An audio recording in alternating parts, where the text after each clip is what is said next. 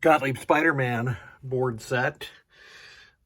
The power supply, MPU, and driver boards were all sent to me for repair. The power supply had been a little bit updated, but they didn't finish the job, so I replaced CR7 here and R10 and the pot. I put new headers on here. This has got the traditional or the better square type headers on there now. And somebody had already done some shotgun work on it, trying to get it to go, but like they replaced this cap. It's really got not a darn thing to do with making it work. But it's good to go now, so I set it to the correct voltage. The MPU board was a devil. It would work on Ed from Great Plains Electronics Tester, but in a game, it would not boot. And it had two problems. One was Z26 here, which is a slam switch input, was faulty and was providing an erroneous slam switch input sometimes, not all the time. So I fixed that. I scraped the reset section and put a modern reset generator in there, right here. And that's detailed in the pin wiki. It had a bunch of dip switches that would not work, so it was somewhat frustrating. You couldn't change it from 3-ball to 5-ball. And I have set these dip switches the way I have them set on my Spider-Man. But the last problem was the clock signal wasn't working. And originally I thought it was the crystal and replaced the crystal, but it ended up being a flaky 7474 here, which would test correctly on the chip tester, but did not work in actual application here in the game. So I took care of all that. There are a number of other problems as listed here on the tag. The driver board had one of the big can transistors was blown, so it was locking on a coil. I repurposed Q54 here and moved it to Q57, and then the sounds weren't working. It was locking on sound 4, so the 7404 here at Z13 needed to be replaced. The client has already added these ground mods. That's his work, nicely done. And when you get it back, you want to ground it to where I have labeled this power supply as the ground point. So let's fire up some Spider-Man. And one thing you'll notice when it boots, this is going to go through the regular 5-second boot sequence. So I'm going to power it on now. And this is normal boot up. The A and B lights are on. 5 seconds later, it finishes the delay circuit, and then everything comes alive and starts working again. So I have played several games. I love playing my Spider-Man, but let me walk through the diagnostics for you. I might clear some of these out. I'm going to clear that one out along the way.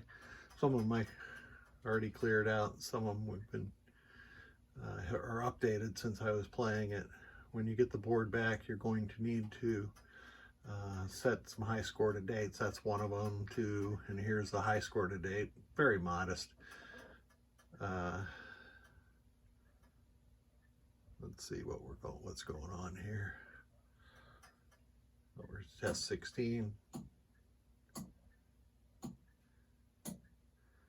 Which it clicks 2 relays and then the coin lockout relay. And then it's going to start a track mode for all the lights. So you'll be able to see that the driver board is driving all the lights, the feature lamps, like it's supposed to.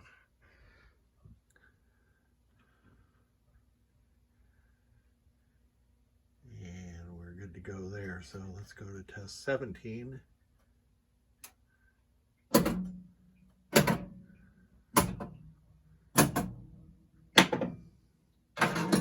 You can hear all of those solenoids and the 9 solenoids work. Now it's display test. I'm sorry, switch test. I don't have my switch tester hooked up, so we're going to skip that one, but they all do work. Here's display test.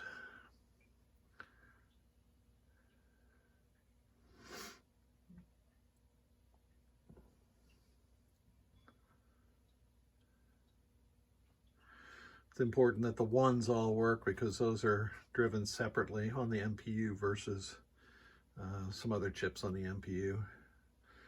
So after it does all the twos here, we're going to call it good. Yeah, those are all working properly. Test 20 is the memory test. And it should show 99, which it does. So we're all good to go here. So this board set is good. I'm going to wrap this back up, get it back to the client, and I thank you so much for sending it. Okay, I want to do switch test on this new MPU or repaired MPU. So I'm going to go into test. And I've got my, this is my homemade Pennytech style switch tester. I'm going to advance to switch 18, I believe, which is switch test. Yeah, and that 99 means there's no switches open. So I'm just going to drag my finger down row 1 and column 1 and row 1, sorry. And we're going to see that all the switches register correctly. So I'm not going to do 07 because that is the button that's equivalent to the diagnostic button, so we know it's working. So now I'm going across row 1 and everything's working. Let's do 77. 77 sets it back to diagnostic start. Does that on some games and not others.